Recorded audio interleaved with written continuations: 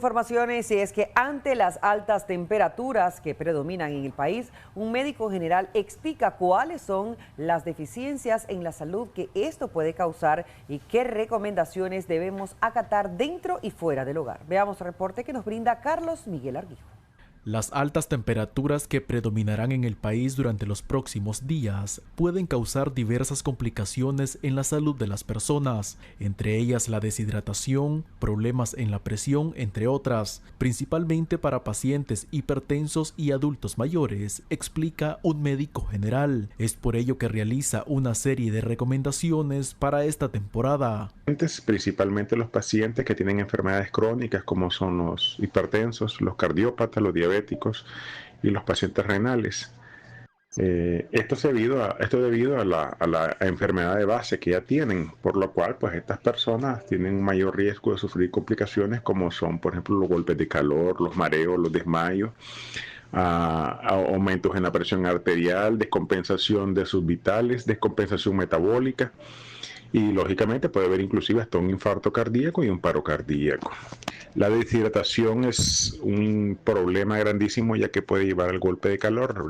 Tanto calor hace que nos deshidrata más rápido, y como no estamos consumiendo agua, pues eso nos lleva al golpe de calor e inclusive puede causar desmayos, mareos, desmayos, malestar en general en algunas personas, en algunos casos inclusive puede hasta hospitalización. Entre los aspectos que el médico también recomienda es el uso de ropa fresca al momento de salir de casa. Salir lo más abrigadamente posible. Si pueden llevar ahí gorra o algún protector como paraguas para que no le incida directamente el sol sobre ellos, sería muy buena para disminuir pues la radiación directa hacia ellos. Si tienen que caminar mucho, y padecen de alguna enfermedad o son adultos mayores o están muy cansados, pues o pasados de peso, se les recomienda que descansen en cada tramo, que vayan descansando, que busquen lugares frescos, que se mantengan aislados. Por su parte, el galeno explica la importancia del consumo de suficiente agua. Va en dependencia de la deshidratación. Mientras más calor hace, más líquido perdemos. Lógicamente, nosotros reponemos lo que se pierde. En norma general se considera que más o menos 2 litros, 2 litros y medio, 3 litros, eso va dependiendo de la persona, del tamaño de la persona, individualización, cada persona es individualizada y se debe tratar de diferentes maneras, pero como promedio pueden ser 2 litros, por ejemplo, 2 litros, 2 litros y medio. Entre otras medidas que sugiere es el mantener las ventanas del hogar abiertas, regar los patios e identificar los puntos más frescos del inmueble. Carlos Miguel Arguijo, Acción 10. Continuamos con más noticias en Acción 10 en la mañana. Los menores de 16 años de edad recibirán documento de identificación ciudadana con un número único desde su nacimiento para facilitar el acceso a los servicios públicos del país. Así lo define una nueva ley aprobada por diputados de la Asamblea Nacional.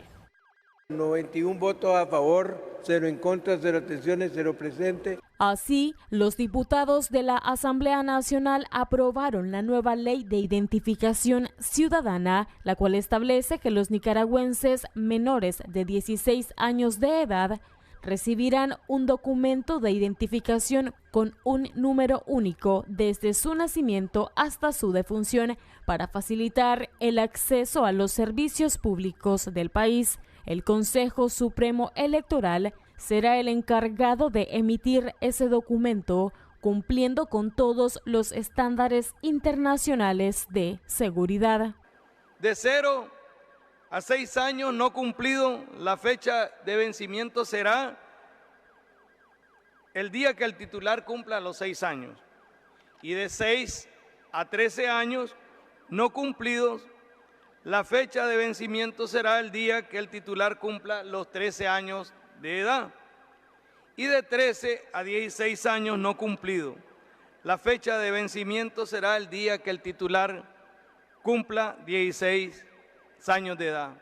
El documento de identificación para menores de 16 años será entregado a quien inscriba el nacimiento del o la menor de 16 años en el registro del Estado Civil de las personas o solicitarlo posteriormente por al menos uno de los padres la posesión del documento de identificación para menores de 16 años no determina la autoridad parental. La Dirección General de Cedulación a partir de la presente ley se denominará Dirección General de Identificación del Consejo Supremo Electoral. Esta será la única que podrá dar respuesta en materia de identificación, para lo cual deberá establecer ventanillas de atención en todos los municipios del país, así como en consulados de Nicaragua en el exterior. El Consejo debe preservar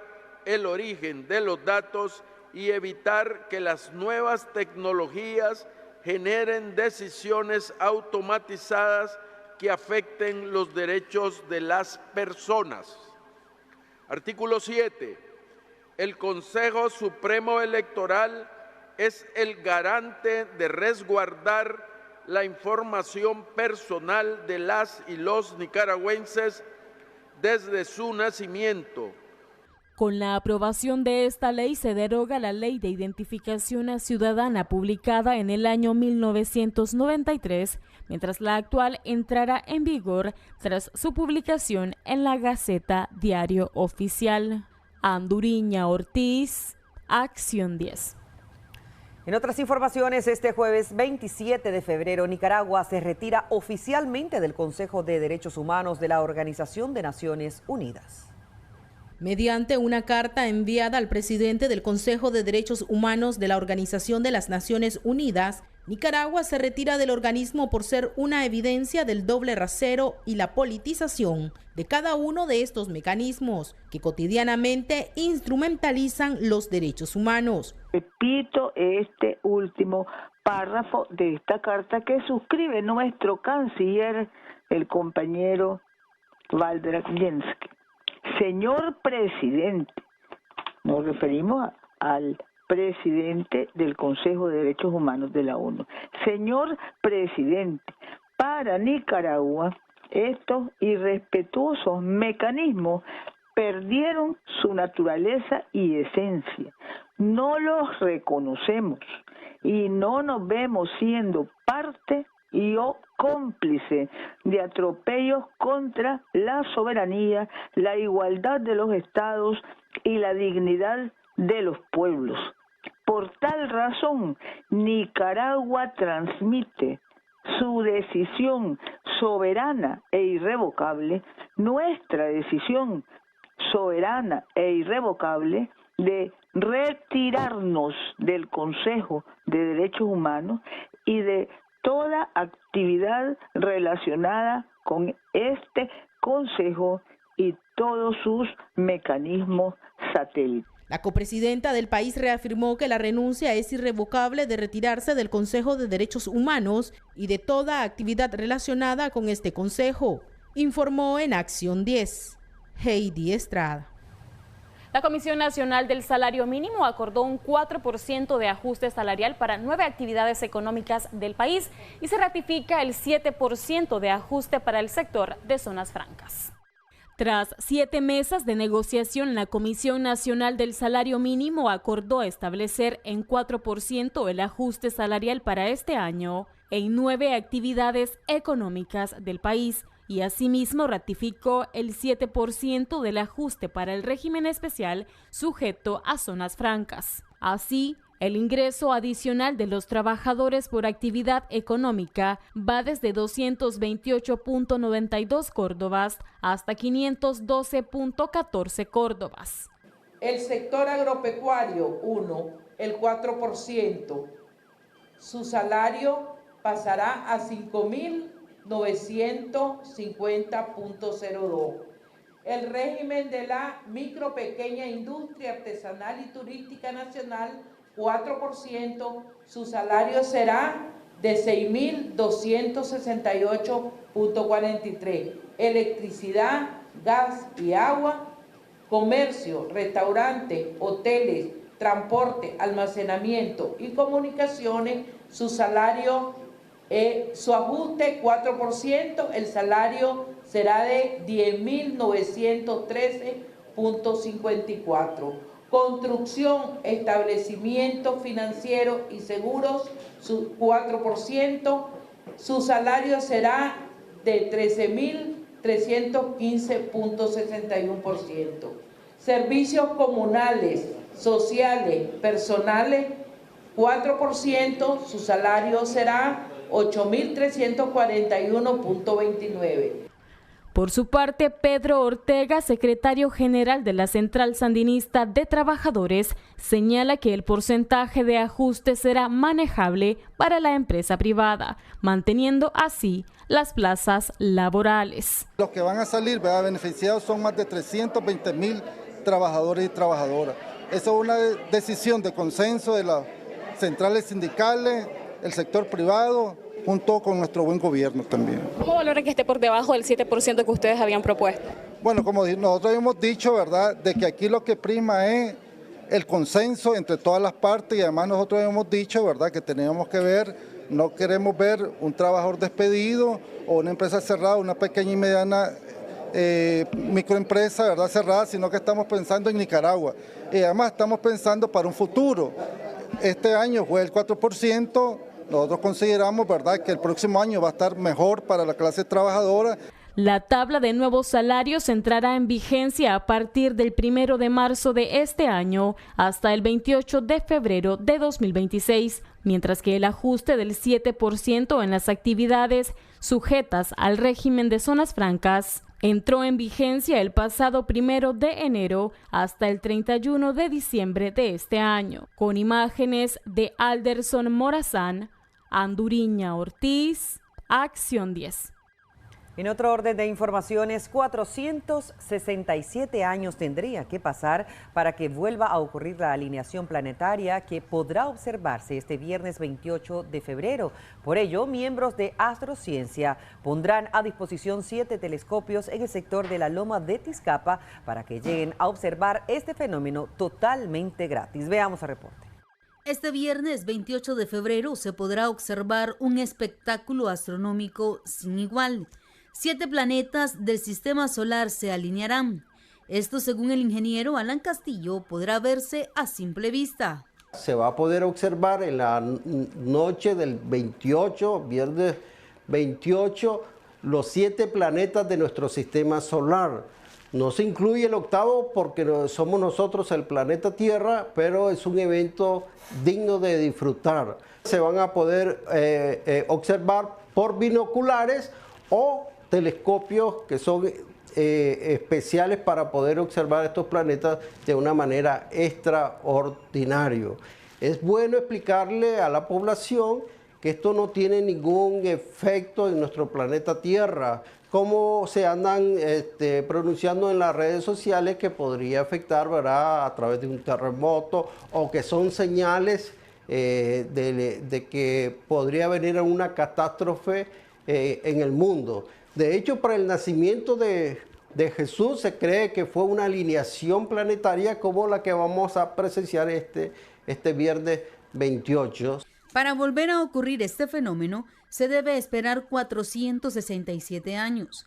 Así que mañana puede aprovechar que Astrociencia pondrá a disposición varios telescopios en el sector de la Loma de Tizcapa para ver dicha alineación. El equipo Astrociencia vamos a estar en Loma de Tizcapa. Vamos a tener acceso para cada una de las personas a partir desde las 5:30 de la tarde. Es muy importante que es totalmente gratuito, así que cualquier persona se le hace la invitación porque es un punto estratégico, ya que sabemos que estamos en una parte de una cima en donde toda la contaminación lumínica no nos va a llegar a afectar en este caso. Ahora, este evento totalmente único lo vamos a poder observar desde toda Nicaragua. Sin embargo, parte de las recomendaciones es que no alejemos lo más largo posible de toda la contaminación lumínica. Tendremos varios experimentos científicos, tendremos como la bobina de Tesla, la réplica de la luna en sus manos, donde muchas personas cada vez que hacemos eventos se llegan a tomar fotos, la gente la pasa bien. Tendremos láseres astronómicos con alcances de incluso 15 kilómetros, donde eso lo usamos con importancia de que nosotros podamos explicar cada planeta. Entonces nosotros ubicamos el láser y estamos explicando el planeta que se está observando, donde tendremos simultáneamente varios telescopios donde se están observando los diferentes cuerpos celestes. Según los astrónomos, esta alineación planetaria será visible desde cualquier lugar del mundo. En algunas zonas durará 30 y 45 minutos. María Esther Ordóñez, Acción 10. El próximo 14 de marzo iniciará el juicio contra un maestro de danza acusado de violar en reiteradas ocasiones a una adolescente de 13 años en Managua. La víctima, quien quedó embarazada, va a declarar en la audiencia.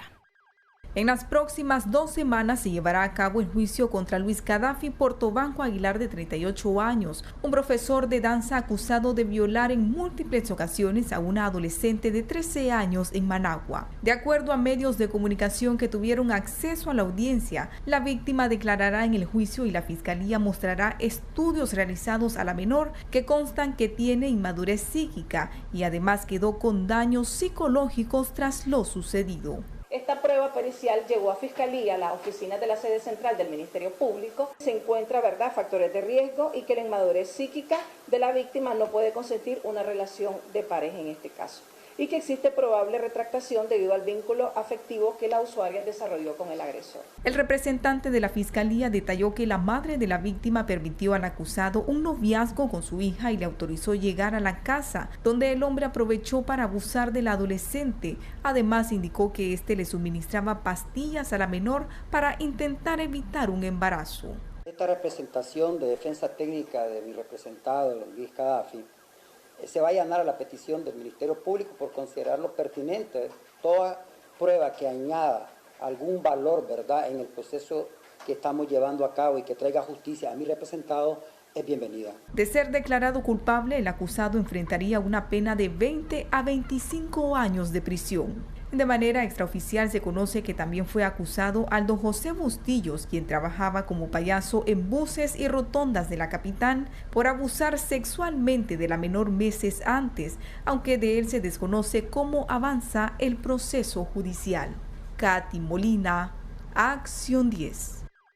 En un predio baldío terminó un vehículo tipo panel después de impactar contra un microbús interlocal. Eso ocurrió en el kilómetro 7.5 de la carretera hacia Masaya.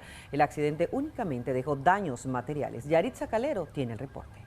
En este predio baldío terminó precipitándose un vehículo tipo panel que era conducido por un joven asiático que de milagro sobrevivió. El hecho ocurrió la mañana de este jueves en el kilómetro 7.5 de la carretera a Masaya.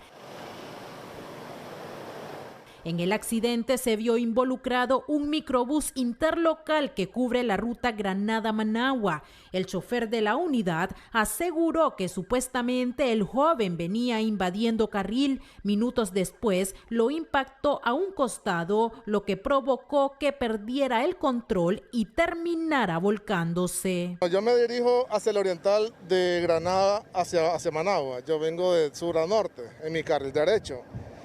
Cuando el microbusito pequeño que me colisiona invade el carril desde el cuarto carril hasta donde yo vengo, dándome en la trompa del bus y saliendo por los aires al caer donde está ahorita. Entonces dio varias vueltas el microbús. Es correcto, al pegar con la cuneta, él dio varias vueltas en el aire y cayó así, como está ahorita, que gracias a Dios pues no se mató el muchacho. En la unidad viajaban más de 10 pasajeros que afortunadamente lograron salir ilesos. En la parte de los chinos, coreanos, asiáticos, como le quieran llamar, la policía debería de darle instrucciones de cómo cruzar las vías aquí, porque si él se durmió o no se durmió, él se cruza la vía imprudentemente. Prácticamente no conoce la vía y hace esas maniobras, como pudo hacer yo, pudo ser un motorizado, que se pudo haber llevado en el aire. A través de las investigaciones, agentes de tránsito determinarían la responsabilidad de los involucrados. Con cámara de Ángel Díaz, Yaritza Calero, Acción 10. Gracias, Yaritza Calero, por tu reporte, y a usted le invitamos a que se quede en sintonía porque enseguida regresamos. Según las últimas estimaciones, la probabilidad de que el asteroide 2024 YR4 impacte contra la Tierra en 2032 es de solo un 0,004%, lo que significa que no representa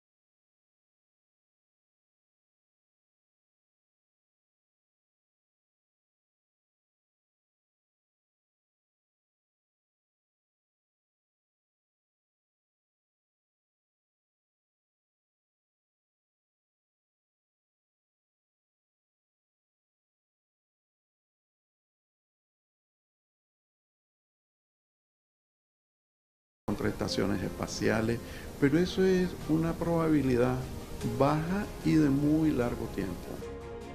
El próximo mes los astrónomos utilizarán el telescopio espacial James Webb para obtener mediciones más precisas del tamaño del YR4 antes de que desaparezca de la vista en 1 o 2 meses.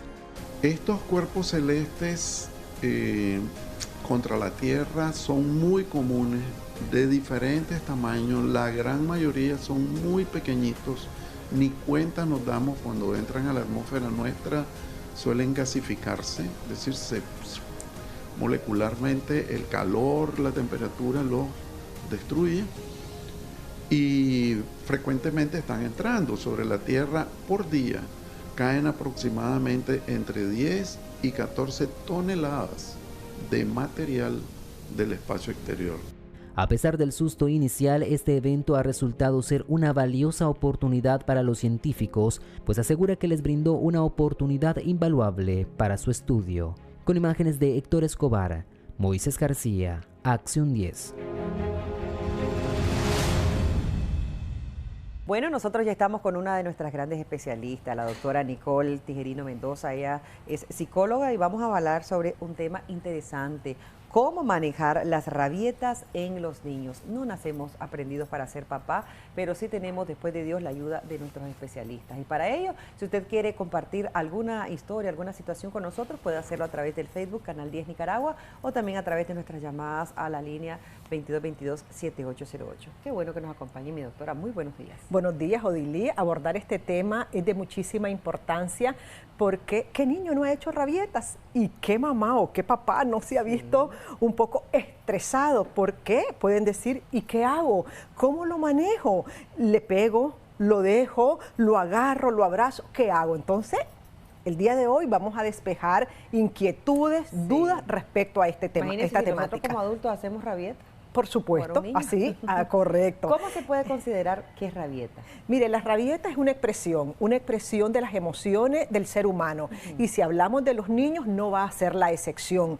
Recuerde que los niños están en proceso de formar su conciencia, su personalidad, su carácter. Entonces, la expresión de todo eso se puede dar o se puede demostrar a través de una rabieta. Lo que pasa es que creemos que el niño que hace rabieta es un niño enfermo, un niño malcriado, un niño maleducado, que no lo ha sabido corregir. Pero las rabietas son una expresión de un proceso natural, del proceso evolutivo de todo niño, de toda niña, de todo ser humano. Correcto. Entonces, cuando ya el niño empieza a hacer esas rabietas, ¿qué debe hacer el padre? A veces yo escucho que te voy a castigar o vienen y en realidad lo castigan, no solo lo castigan, o otra persona dice, mira, dale con esto, etcétera, etcétera. Sí. Tantas cosas, verbal y físicamente. Y físicamente. En su mayoría pasa lo que usted está diciendo, pero nosotros recomendamos, en principio, quien tiene que guardar la calma es el adulto, mamá, papá o el tutor que esté a cargo del menor.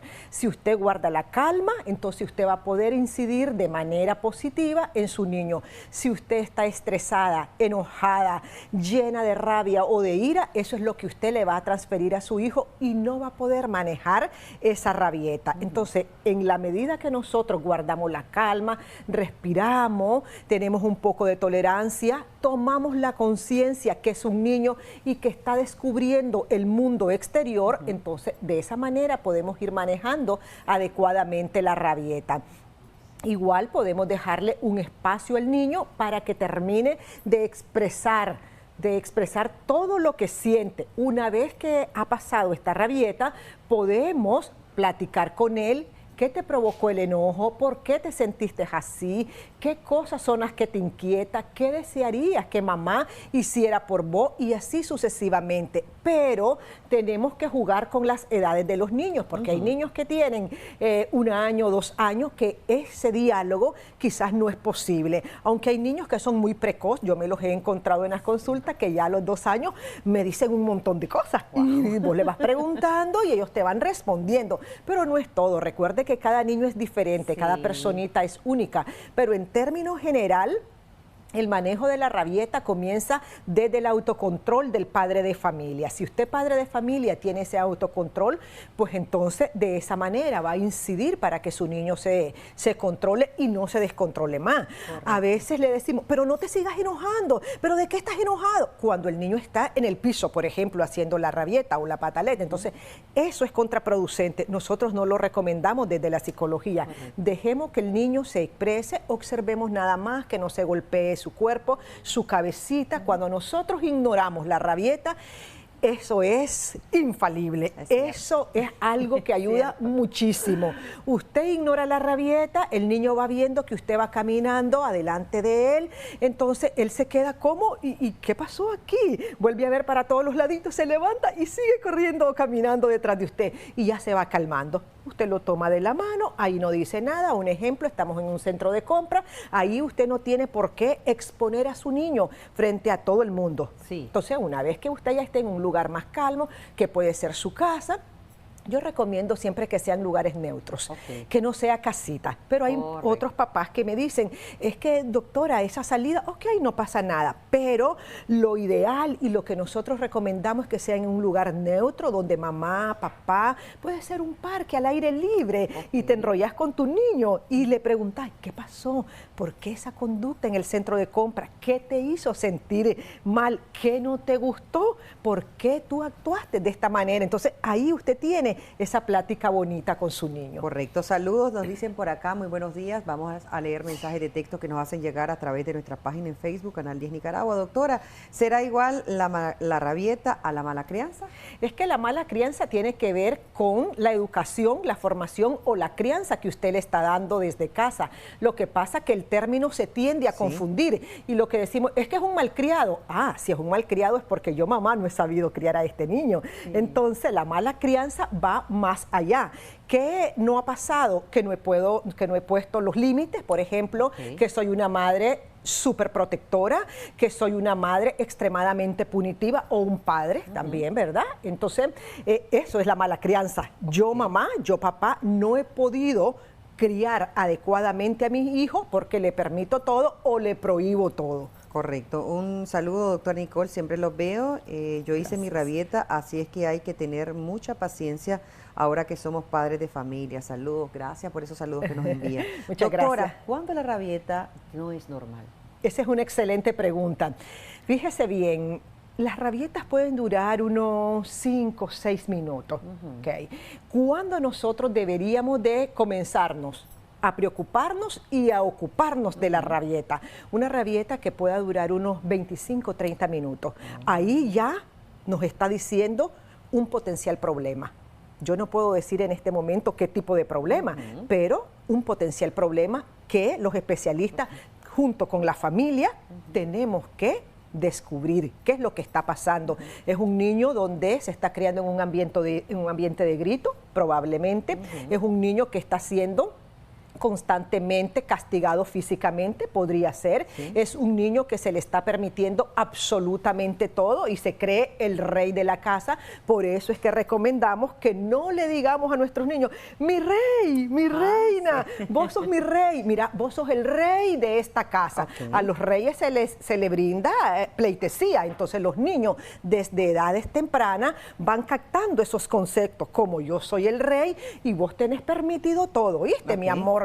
Y entonces, ok, si yo tengo permitido todo, puedo gritar, puedo patalearte, puedo jalar del pelo, sos el dueño de esta casa. Por eso no lo recomendamos. Correcto. Doctora, ahora, las rabietas se pueden ir clasificando, porque usted decía en niños, pero antes de la adolescencia, pueden ir clasificándose, por ejemplo, un niño que hace rabieta de entre los 2 y los 4 años es un tipo de rabieta, podría decirse que entre los 2 a los 6 años otro tipo, ¿eso podría suceder? Sí, lo que pasa es que hay características, recuerde. Entonces, cuando tenemos 1 año somos bebé, cuando tenemos 2 años todavía somos bebé porque no hemos salido de esa etapa. Entonces, en las rabietas de 1 año a los 2 años podrían estar bastante vinculados con la persona que cuida al niño, que si lo acostumbra a andar siempre cargado y ya después llega otra persona y le dice, pero ¿cómo vas a estar a la 1 de la mañana en una silla mecedora meciendo a este niño? Entonces, haces ese cambio y los niños comienzan con unas rabietas enormes. Entonces, podría estar vinculado a eso, ¿verdad?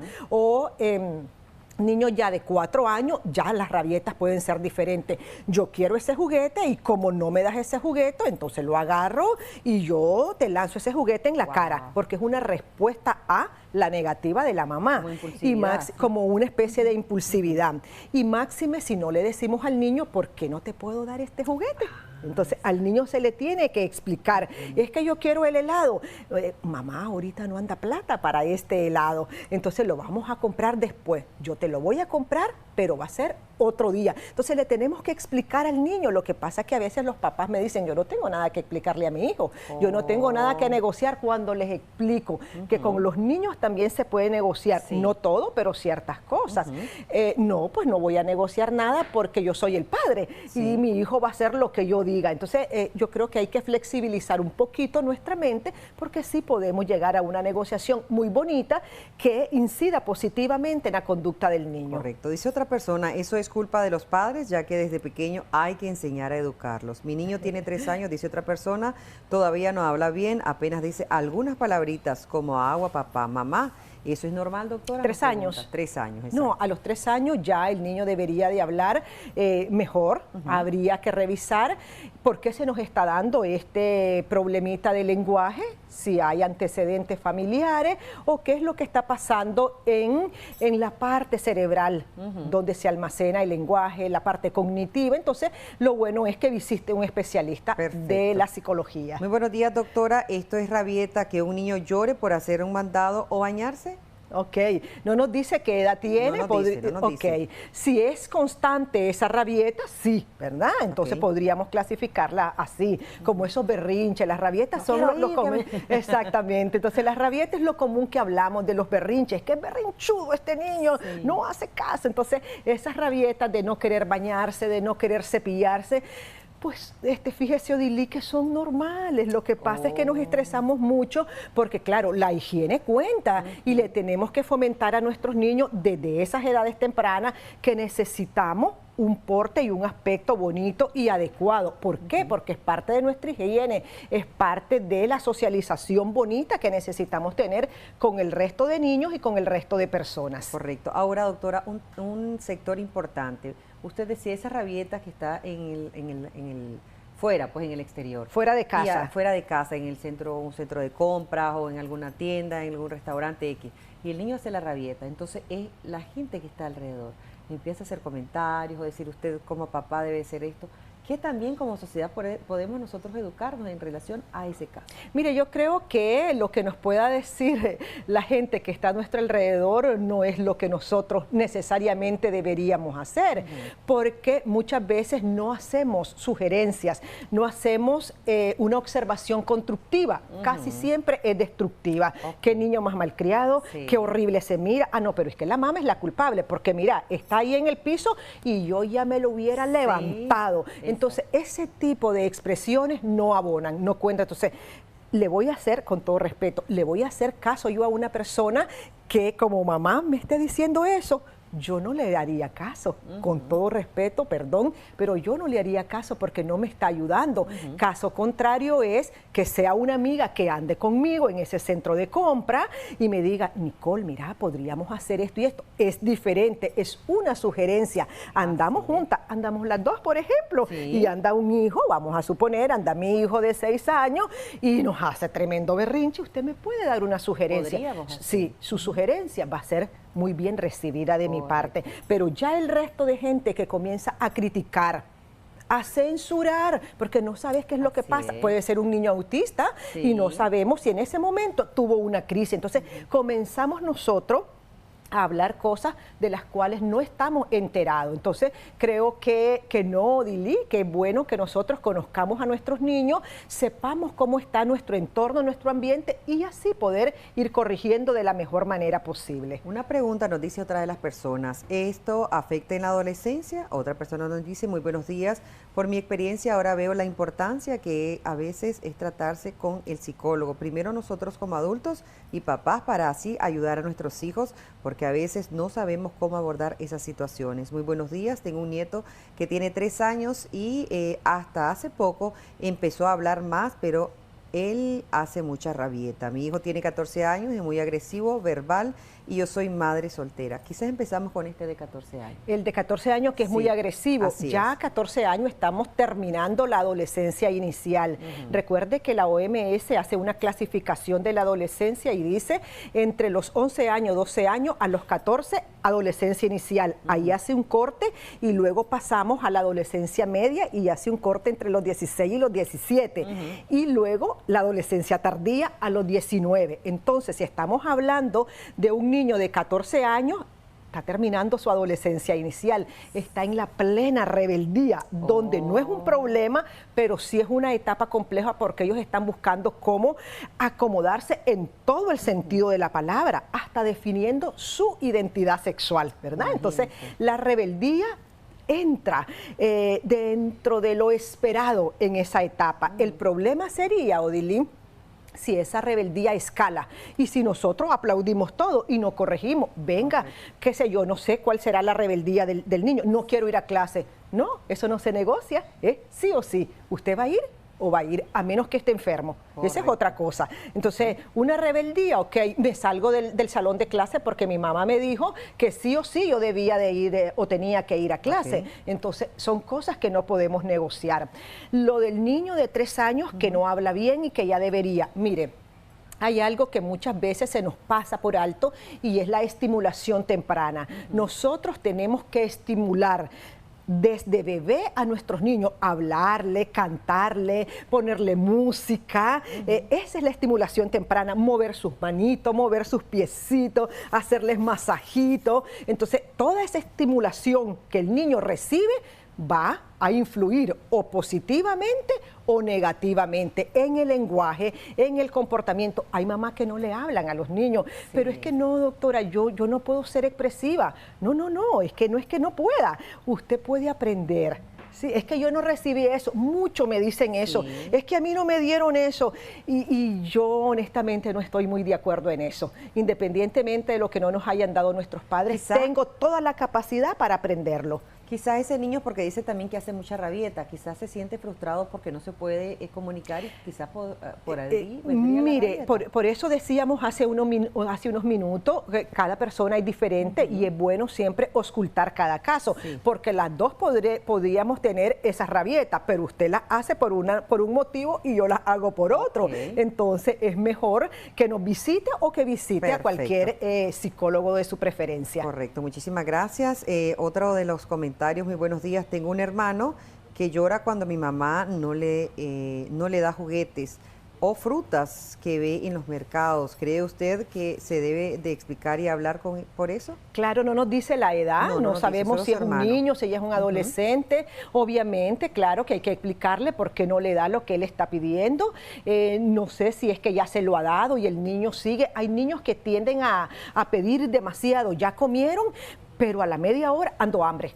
Y abre como una especie, es correcto, como una especie de ansiedad. Van, abren el refrigerador y me dicen los padres, se come todo y no le deja al resto de hermanos. Entonces, todas esas cosas se le tiene que ir explicando al niño que tenemos que compartir. Esos valores son muy lindos, Odilí, ese valor de poder compartir. Usted tiene más hermanos y vamos a compartir. Usted tiene papá, mamá y vamos a compartir. Entonces el niño lo va entronizando. Correcto. Otra de las personas nos dice, muy buenos días, ¿qué pasa con los chantajes emocionales que hacen los niños cuando les llaman la atención? Saludos. Por acá. Los chantajes emocionales, sí, muy bien esa pregunta. Suele darse y el niño te hace así como una conductita histriónica, pero vos estás viendo que es pura emoción, que es puro chantaje. Entonces, ¿qué vamos a hacer ahí? No acceder, eso es todo, porque después vamos creando los niños emperadores, te cambian los roles. Entonces, como yo hice aquella pataleta y siento que me muero y la mamá se me está muriendo, pero no le está pasando nada. Simple y sencillamente el niño ya hizo la primera rabieta y consiguió con esa pataleta que hizo el caramelo. Un ejemplo, entonces al día siguiente quiero nuevamente el dulce, pero como la mamá ya le dijo, solo podés comer dulce, no sé, un día en la semana. No, pero es que yo quiero más. Entonces, pero como conseguí con esa rabieta, yo al día siguiente la voy a hacer porque yo ya me di cuenta que tirándome al piso, haciendo que me voy a morir, obtuve ese dulce. Fíjese, doctora, que ahorita que nos comenta un poco de los niños emperadores, yo conocí de una situación de un menor que dijo, es que yo soy un niño emperador y por eso tienen que darme todo. O sea, no hay que confundir, también como padres de familia, explicar un poco qué quiere decir, si eso es algo positivo, esa conducta del niño emperador o no, porque a veces también los niños como son pequeñitos van percibiendo todo y no siempre lo perciben como debería ser. Entonces, ¿cómo explicar en eso? No es un elogio ser un niño emperador, es como para aclarar eso y me gustaría. Y a los niños no se le debe de decir la condición que ellas presentan. Correcto. Si el niño dijo soy un chico emperador, es porque hubo un adulto que le dijo ese término. No es que va a salir de un niño, no sale así de la nada que sea emperador. Debió haber sido la persona que lo cuida. Es que mira, vos te portás así porque vos sos emperador. Y al rato el niño no sabe ni qué cosa es eso. Cree que es una cualidad bella. Entonces los niños emperadores son niños que tienen problemas en su comportamiento, problemas en su conducta, que le cambian el rol a los padres. Es decir, ellos se comportan como que fuera el adulto, el tutor, el que decide en la casa y los padres los que deben de hacer caso y la obediencia que debería de tener él. Bueno, quizá alguna amiga televidente nos acaba de recién sintonizar, pero sí habíamos abordado esta situación porque nos pregunta, quizás hablan sobre cómo una madre se siente mal por las malas críticas de otros, especialmente de la familia. Ya lo habíamos explicado. Quizá le explicamos un poquito cuando las críticas vienen igual de la familia, cómo hacer. Sí, entonces lo que estábamos explicando es lo siguiente, siempre van a haber críticas, siempre van a haber algunas sugerencias que podemos retomar si son observaciones constructivas, pero si son destructivas, la paso. Ahí no nos debemos de detener. Recuerde que es usted la madre, que si usted se equivoca, no importa, así es la vida. Esto es así, no nacimos aprendidos, no vamos a una escuela para ser mamá, para ser papá. La vida nos va enseñando a desempeñar este rol tan bonito como es la crianza de nuestros hijos. Y si usted no le ha pedido la sugerencia a un familiar, tranquila, no importa que se lo diga, mientras usted no lo pide, no lo reciba. Correcto, seguimos por acá y estamos viendo también los números de teléfono en pantalla de nuestra especialista. Yo tengo un primo de 9 años y apenas puede hablar, dice algunas palabras, apenas se le entiende y hace muchas berrinche. Le pega a su mamá, a su papá cuando ellos lo regañan. ¿Creen que sea un problema? Sí, ya tenemos 9 años, ya un niño de 9 años no es que tenga todavía todo construido o desarrollado, pero ya a los 9 años ya nosotros podemos saber esto está correcto, esto no está correcto, siempre y cuando haya sido bien acompañado del tutor, de la mamá o de la persona que ha estado a cargo del niño. Entonces, si nosotros no hemos podido establecer esos límites, explicarle al niño lo que usted le permite en casa y lo que no, entonces el niño va a creer que todo está correcto. Entonces, si usted no detiene, espérese, yo soy su mamá, soy su autoridad, aquí no está permitido. Lo que pasa es que los niños actúan por imitación y si el niño está viendo, solo voy a poner ejemplo porque yo no sé más allá, pero si el niño está viendo que entre los miembros de la casa uno se grita, el otro se empuja, el otro le mete el pie para que se caiga, entonces, ¿qué es lo que va a hacer el niño? Es una conducta refleja. Sí, recomendaciones, doctora, para esos padres de familia, como decía al inicio, no estamos preparados, pero podemos abordar diferentes temas con el especialista que nos va a ir guiando, porque me encantó también alguno de los padres que decía, nosotros primero tenemos que tratar de manejar nuestra propia conducta, nuestro temperamento, nuestro carácter, para que podamos transmitírselo al niño. Entonces, ¿qué recomendación? Bueno, que para manejar la rabieta o los común berrinche que llamamos, primeramente tenemos que tener la calma nosotros, la mesura, la paciencia, saber cómo se está desarrollando el entorno en que yo estoy criando a mi hijo, saber que el modelo de crianza que yo debo y que necesito utilizar para que este niño se sienta bien, debe de ser consensuado entre el padre y la madre, a menos que sea madre soltera, lo va a decidir por su propia cuenta. Evitar los gritos, evitar el castigo físico, utilicemos nuestro ejemplo. Los niños siguen nuestros pasos. Si nosotros gritamos, el niño probablemente va a gritar. Entonces usted debe de ser un modelo a seguir.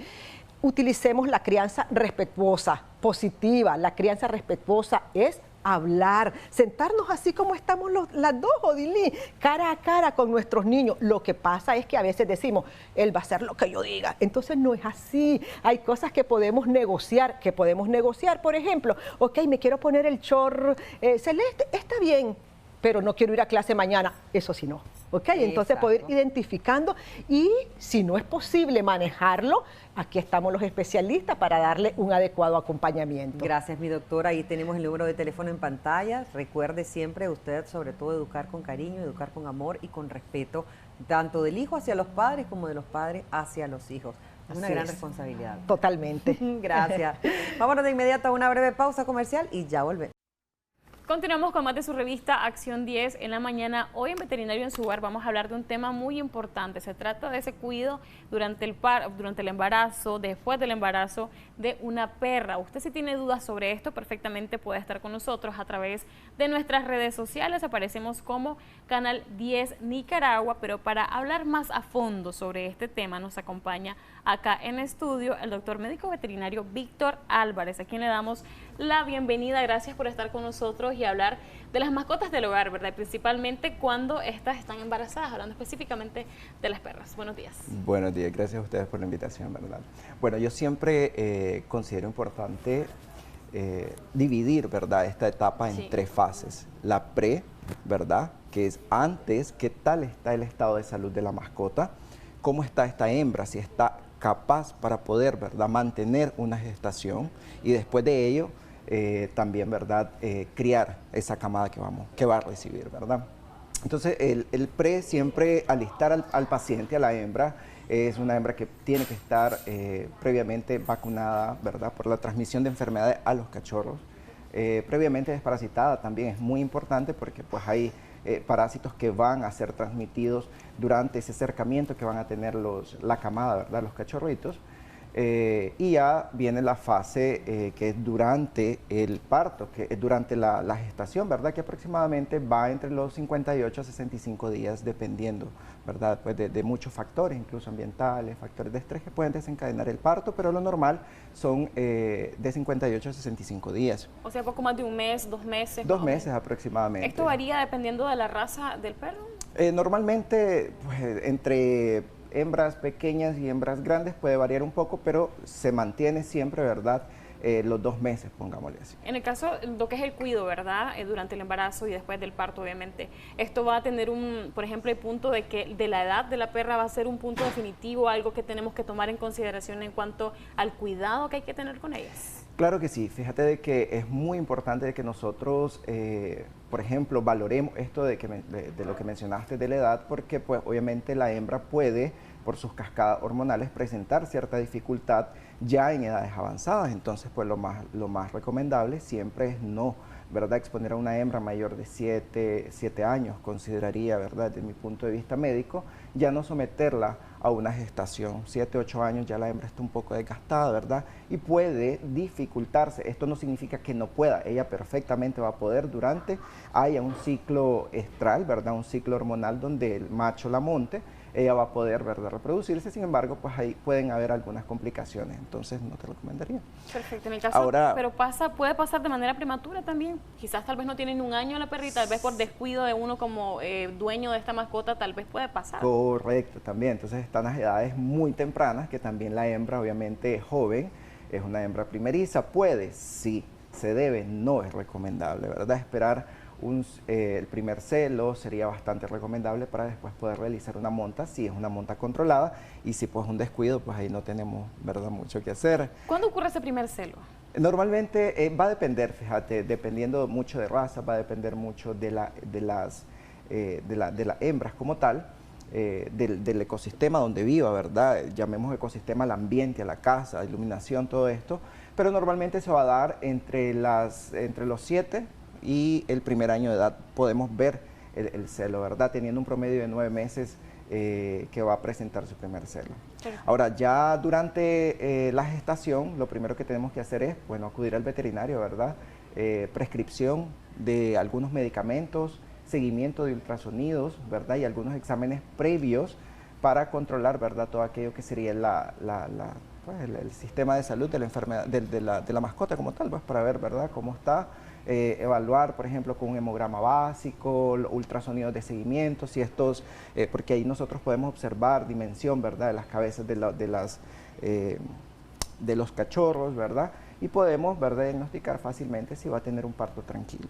Sí, porque a veces pasa de que quizás como no hay un cuidado por parte de los dueños de las perras, pasa de que ocurre el parto y cuando ves X cantidad de perritos, pues murió, realmente no logró pues ese desarrollo. Entonces, se explica un poquito la importancia, ¿verdad?, de ese seguimiento, porque me imagino yo que al poder tener esta evaluación constante, puedes darte cuenta de que sí, efectivamente, todo marcha bien. Exactamente, ¿verdad? ¿Cuántos aproximadamente cachorritos están dentro, ¿verdad?, del útero como tal? Y así nos vamos a dar cuenta al momento del parto, que esa es la otra fase, sí. ¿Cuántos nosotros tenemos? Pues evitemos que al momento del parto, por ejemplo, la hembra, pues, estar pendiente, es decir, ya nosotros sabemos, tenemos 5 cachorritos, ya terminó de parir, ¿verdad? Porque al momento del parto puede pasar por muchos factores que normalmente las hembras, pues, entren en una fatiga, el útero deja de tener, ¿verdad?, movilidad, y en ese momento pues tendría que realizarse una cesárea. Entonces, por ejemplo, con los ultrasonidos ya nosotros tenemos un monitoreo de un aproximado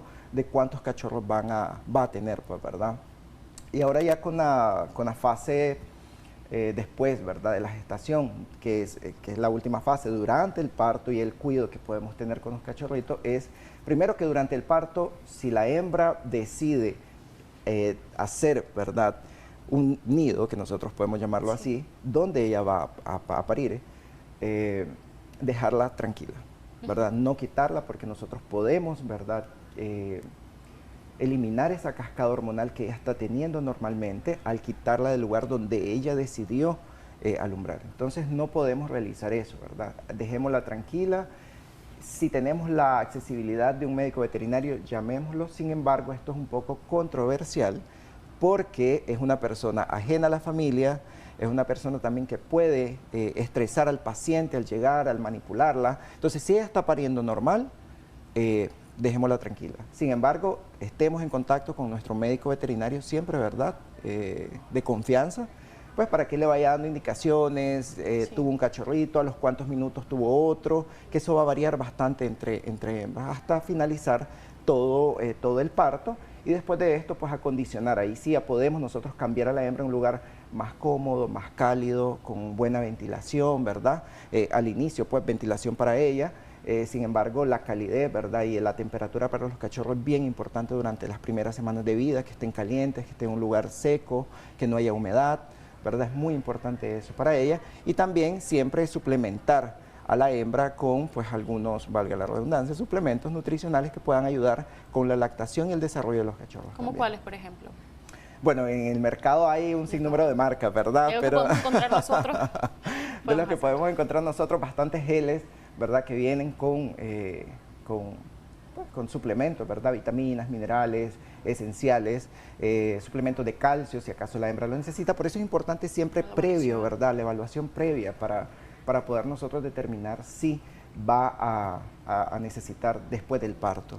Perfecto. Nosotros le invitamos a usted que nos sintonice a través de nuestra página de Facebook. Aparecemos como Canal 10 Nicaragua, para que nos deje ahí su comentario. Y precisamente vamos a leer uno de ellos. Es: buenos días. Yo tengo una consulta. Tengo una perra que hace poco estuvo en luna y se logró aparear. Y al ver a la perra se le nota bastante panza. Dice que se puede llevar a consulta para poder inyectarle algo, pero no sabe cuántos meses tiene de embarazo. Ok, entonces eso sería una monta no deseada, me imagino, ¿verdad? No recomiendo, ¿verdad? Si ya hay una observación de la cavidad abdominal es porque el producto ya está desarrollado, y normalmente si hay una monta no deseada, primero, pues lo primero, si usted no va a destinar esa hembra a reproducción, esterilícela, y si pues tuvo la emergencia de que hubo una monta no deseada, tiene que acudir al médico, y lamentablemente son en las primeras horas después de la monta. O sea que no se percató quizá, y entonces ahora ya no. ¿Qué pasa si ella decide que sí quiere inyectarle algo? Sería primero irresponsable, ¿verdad?, de parte de algún médico veterinario realizar eso, pero si ella lo hace, pues lo que puede provocar es un aborto, pero se pueden ver complicaciones, ¿verdad?, durante el parto, exactamente. Y además tomar en cuenta si la perra es mayor, tal vez. También, y normalmente cuando inyectamos un producto hormonal, lo que puede haber es mucho sangrado y puede haber una hemorragia que puede acabar con la vida del paciente. Hablando precisamente sobre lo que es el cuidado, en la parte de higiene, ¿verdad?, una vez que ya ocurre el parto, médico, doctor, ¿Cómo debemos nosotros hacer esto? Porque tal vez la perra en ese momento está súper agresiva o muy cuidadosa con sus cachorritos y no quiere que vos te le acerques. ¿Cómo nosotros como dueños podemos establecer ese proceso de limpieza en la herida donde salió los cachorritos, por ejemplo? Si fue que fue natural en casa, por ejemplo. Bien, ahora, la limpieza es muy importante primero del ambiente, ¿verdad? ¿Dónde va a estar? Si acaso tiene camas o disponemos de algún material, ¿verdad? Para que no esté en contacto con el piso. Primero hay que tener que saber que la persona que se va a acercar a la hembra tiene que ser la persona de más confianza del hogar, ¿sí? Para que ella nos permita, nos dé permiso de poder levantar las crías, sacudir donde está, cambiar todos esos paños, cambiar las camas, limpiarlas y posterior a ella volverlas a acomodar en el mismo lugar donde está. Entonces tiene que ser la persona de confianza siempre. ¿Cómo hacemos este proceso de limpieza? Si una vez que, por ejemplo, ya lo hizo la persona de confianza, no hay agresividad por parte de la perra, pero nosotros, ¿cómo lo podemos limpiar eso? ¿Hay algún elemento en específico para hacerlo? No considero, porque ocurre naturalmente. La limpieza primero de los cachorros lo va a realizar la mamá todos los días y a cualquier hora, ¿verdad? Entonces no es necesario, por ejemplo, bañar cachorros. Recordemos que tenemos que mantener temperatura adecuada en el paciente, entonces no es necesario, ¿verdad?, que nosotros bañemos, por ejemplo. Sí podemos bañar a la hembra caso que presente algún problema, como por ejemplo que tenga ectoparásitos, pulgas, que hayamos revisado algo. Primero consultarlo con el veterinario, sin embargo no es recomendable, ¿verdad? Todo ese tiempo, que es aproximadamente 30 días, dejemos a la hembra tranquila, ¿verdad? Ella va a estar limpiando el ambiente. Pues tenemos que tener limpio donde están los cachorros, ¿verdad? También se sobreentiende porque son mascotas y tenemos que cuidar nuestra salud también como seres humanos. Sin embargo, pues ningún producto agresivo, nada que vaya a ser con bastante olor, porque esto puede causar irritación a los cachorritos. También acuérdense que ellos están directamente con el sol y es un poco incómodo el olfato para ellos. Entonces dejemos tranquila el área, si limpia, si sacudamos donde se encuentra, ella va a limpiar de la camada, no es necesario que nosotros realicemos esto. En el caso de ella misma sí, en donde obviamente ocurrió lo que fue el parto, hablando de la perra específicamente, nosotros tenemos que acercarnos a hacer algún tipo de limpieza, ¿no esto ocurre de manera natural? Donde fue el parto, no es necesario, a menos que ella no haya consumido, por ejemplo, placenta y haya residuos, ¿verdad? Biológicos, pues, pero de ahí lo que es sangre, el corte del ombligo, ella lo va a hacer durante un parto normal. Se espera que la hembra vaya a cortar el ombligo, vaya a comer la placenta, ¿verdad?, de los cachorritos, entonces no va a haber ningún residuo biológico en el hogar. Caso haya, pues hay que levantarlo, recordando pues evitar la proliferación de moscas también, ¿verdad?, porque pueden llegar, porque lógicamente hay sangre y fluidos, y esto se puede dar, pero pues siempre tratando de limpiar, por ejemplo, donde hubo el parto, y a posterior a eso no tiene que haber residuos. Ahora, si hay secreción, ¿verdad?, por ejemplo, de color mucopurulenta, de color de pus por la salida de la vulva de la hembra después del parto, hay que llevarla. Si la hembra, por ejemplo, está decaída, no hay mucha lactación, si escuchamos que los cachorritos están llorando bastante, ¿verdad?, porque no hay salida de leche, hay que llevarla también porque hay que ayudarle, ¿verdad? Hay muchas enfermedades que se dan postparto, entonces es importante también diagnosticarla a tiempo, ¿verdad?, porque se puede dar y nosotros no podemos saber. Entonces, si observamos, por ejemplo, que los cachorros lloran, probablemente es por hambre, principalmente en las primeras horas. También es importante ver si el estado de la hembra, ¿verdad?, si ella lo está limpiando frecuentemente, si no está decaída. Siempre hay que disponer agua y alimento a la hembra 24 horas, ¿verdad?, durante esa fase. Bien importante que ella esté bien alimentada, y para ello pues tenemos que disponer todo eso y observar si ella está bebiendo agua, si su ingesta de alimentos está normal, y cualquier otra cosa que nosotros veamos anormal, porque nosotros somos los únicos que la conocemos, ¿verdad? Sí. Si nosotros vemos algo anormal, entonces ahí pues llamar al veterinario de confianza. Perfecto, nos preguntan acá en redes sociales, dice: buenos días, acaba de parir mi perra, 8 perritos, pero dice que se comió 4. ¿Por qué ocurre esto? Nos consultan. Ok, bien, esto es una condición, podría decirle, que tiene muchas causas, por decirlo así, ¿verdad? Desde el punto de vista que nos remontamos, ¿verdad?, a la evolución del paciente, probablemente pacientes que no, son cachorros que no van a llegar, ¿verdad?, a una edad grande, es una camada numerosa, de hecho, y son pacientes, son cachorritos que le van a quitar sustento a los otros que sí probablemente van a vivir. Puede ser falta de nutrientes, ¿verdad?, en la hembra también. Entonces son varios factores desde el punto de vista evolutivo que hoy en día pasan estas cosas. Estrés en el paciente, por ejemplo, también, no me la dejaron parir tranquila. Entonces son muchos factores, pero entre los más importantes son el que le dé mayor lactación a aquellas crías que ella considera que van a sobrevivir. También nos consulta, buenos días, mi perra es Rottweiler y dice que la montó un perro criollo, dice que esto dilató un mes con el embarazo y tuvo 3 perritos, pero todos murieron. Dice que ella tiene 8 años y quiere saber a qué se debió eso. Bueno, serían ahí, hay 2 problemas, o problemas reproductivos en la hembra, por ejemplo, cuando hay, esto es en hembra y en macho, ¿verdad? Cuando hay carencias nutricionales, puede tener dificultad, ¿verdad?, de la concepción, las camadas son muy pocas, ¿verdad? Y pues normalmente no se da un embarazo a término, y esto normalmente va por el estado nutricional tanto de la hembra como del macho. Entonces ahí sería valorar al paciente para ver, ¿verdad?, cuál es la condición o el factor que ha desencadenado que se diera este problema. ¿Pero pueden ocurrir estas cosas cuando hay mezclas de raza o no? Entre, por ejemplo, razas grandes y medias no es muy común, ¿verdad? Entonces sería algo normal, es un perrito criollo que es talla media, una perra Rottweiler que es un poco más grande, no habría problema con eso, pues no tendría por... En el caso de la alimentación de las perras que están recién paridas, ¿cuál es lo más indicado que nosotros debemos facilitarles a ellas? Ok, bien, es un tema bien importante porque hoy en día en los supermercados principalmente encontramos muchas marcas de comida. Sin embargo, en este sentido, pues yo sí considero que comuníquense con su veterinario. Hay una marca específica, de hecho, para hembras que están lactando, que están en gestación. Hay que buscar entonces en la veterinaria. En lo más adecuado, sí, nada de supermercado, pues nada de alimentos que sean comerciales. Hay que dar alimento específico, ya sea croquetas o ya sea alimento natural, también formulado por un veterinario para saber lo que va a llevar aquella comida, caso que opte por una nutrición natural hecha en casa. Ajá, porque pues, también se nos podría ocurrir a nosotros como dueños, qué sé yo, hacer una sustancia, algún caldo, podría ser esto. Sí, claro. También arroz, porque también muchos quizás le dan arroz también a los perros y podemos decir, pero es que ella acaba de parir y esto le va a ayudar. Entonces también podemos algunos elementos que hay en casa, productos que hay en casa que podamos darle, además de los que ya están establecidos y que son los indicados. Siempre yo opto, claro, siempre opto por lo que ya está establecido, ¿verdad? Por lo que tiene aquellos requerimientos nutricionales para el paciente. Sin embargo, pues si nosotros pues podemos consentirlo de vez en cuando, pues sí, vegetales adecuados, no todos son adecuados para el paciente, ¿verdad? Proteína de alta calidad, por ejemplo, carbohidratos de baja densidad calórica que podemos, ¿verdad?, consultarlo con el veterinario para que él le prescriba, ¿verdad?, una receta hecha en casa, natural, que aporte nutrientes al paciente.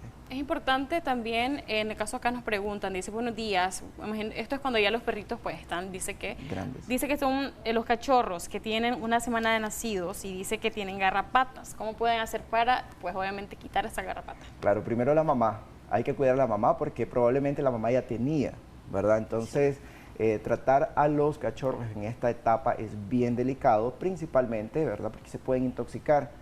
Disponemos de spray en el caso de los cachorritos y de la mamá hoy en día de tabletas, ¿verdad?, para eliminar pulgas, garrapatas, ácaros, y es segura durante la lactación, ¿verdad?, e incluso durante la gestación, ¿verdad? Por eso hay que preparar a la hembra siempre, antes evitar que tenga, porque después va a transmitirle a los cachorritos, pero pues de manera segura podemos utilizar algunos sprays que disponemos en el Perfecto. mercado. También nos consultan acá, dice que si una perra de 8 años puede quedar embarazada, que si es riesgoso, ¿cuáles son esos riesgos? Ya hablábamos de un caso anterior que tenía 8 años y que igual los perritos murieron todos. Bueno, ahí lo que podría ser es dificultad durante el parto, ¿verdad? Porque ya el útero no va a tener aquella misma movilidad, la cascada hormonal es diferente.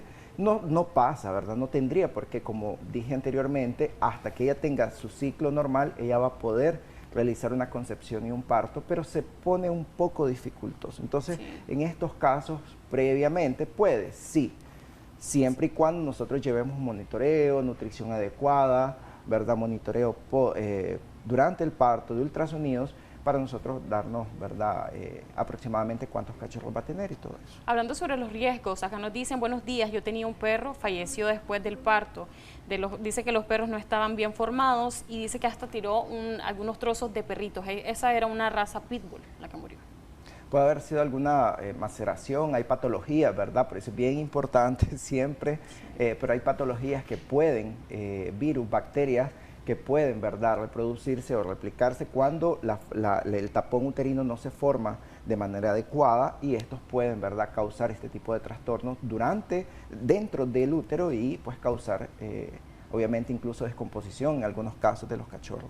¿Cuáles son sus recomendaciones, verdad, para los dueños de perras que tal vez deciden, ok, yo quiero que mi perra sí realmente se reproduzca? Porque a veces tal vez muchos quieren eso, pero nosotros decimos, no, hasta cierto punto ya no quiero que siga ocurriendo esto. ¿Cuál es la edad adecuada en la que nosotros debemos ya pensar en una esterilización?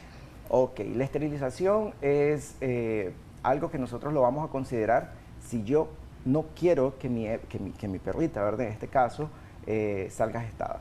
Entonces la vamos a considerar después del primer año, recomendable, ¿verdad? Después del primer año es lo más recomendable, es decir, no le puedo decir de a tal, porque entre más tiempo, mayor riesgo quirúrgico hay, ¿verdad? Entonces en el primer año, después del primer año de vida, hasta el segundo sería recomendable esterilizarla. ¿Se puede hacer en todo el tiempo? Sí, sin problema, ¿verdad? Pero eso sería lo recomendable. Perfecto. Doctor Sus, ¿dónde podemos encontrarnos nosotros a usted para poder tener esa consulta más especializada, más directa, más individual, obviamente, con nuestros cachorros? Claro que sí, como Víctor Álvarez o la UIP Veterinaria, ¿verdad? Pueden contactarnos con nosotros y con mucho gusto. Perfecto. ¿Sus últimas recomendaciones para ellos? Últimas recomendaciones: nutrición, medicina, ¿verdad? Y esto incluye ultrasonidos, examen de seguimiento en nuestros pacientes, ¿verdad? Y las recomendaciones siempre de su veterinario de confianza posparto para el cuidado de sus mascotas. Perfecto, muchísimas gracias, Víctor, por esa información tan importante. Yo sé que muchos estaban ahí pendientes en nuestras redes sociales. Agradecemos sus mensajes porque esto viene a fortalecer nuestra conversación y usted así despeja todas sus dudas. Nosotros, sí, en pantalla aparece ese contacto telefónico para que usted pueda perfectamente contactarse con él. Nosotros así hacemos un breve corte comercial, ya regresamos.